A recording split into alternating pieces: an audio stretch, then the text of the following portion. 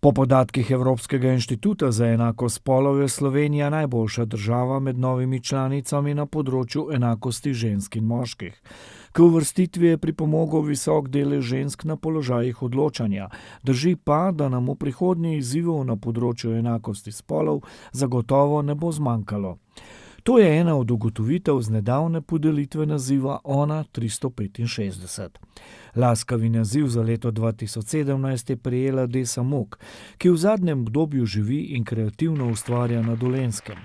Na prireditvi so skozi različne dovtipe iskali odgovora na vprašanje, kakšna je danes vloga ženske in kolikšna je njihova moč v družbi. Mnogokrat pa je danes še vedno ženskam težko priti na področja, kjer se odloča, še posebej v politiki, recimo na visoke položaje v gospodarstvu. Majhne razlike so v plačah med moškimi in ženskimi na istem položaju, ampak še vedno so. V upravah velikih podjetij sedi manj kot 5% žensk. Moramo se zavedati, da smo sposobne marsičesa, samo moramo pač stopiti iz ozadja. In to bi jaz zaželela res vsem ženskam, da se prvič imejte rade in ne nazadnje pa upajte stopiti v ospredje. Osebno pa kot menedžerka, ki vodim to podjetje že 20 leti, lahko rečem, da pravzaprav ne občutim nekih mej med moškim in ženskim svetom.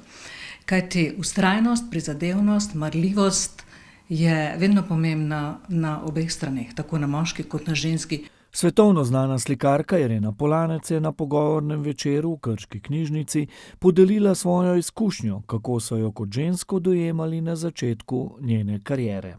Se spomnim v Parizu od mojih začetkov, ko so rekli, poglej, slikarka, ženska, pa taka mlada pa lepa, ampak ženska, a ne? To je bil v bistvu hendikep.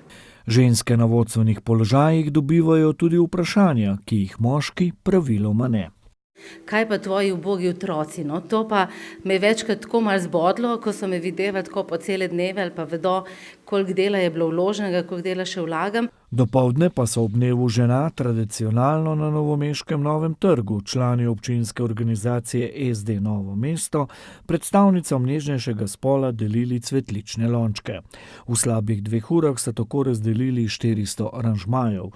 Žene in dekleta so bile pozornosti iskreno vesele. Že po statistiki izobražene ženske zaslužijo 400 evrov manj in prav je, da Socialni demokrati opozarjamo na te neenakosti tudi v Sloveniji. Tradicijo je treba spoštovati, ženske si takšno gesto ob njihovem prazniku vsekakor zaslužijo, še dodaja Vovko.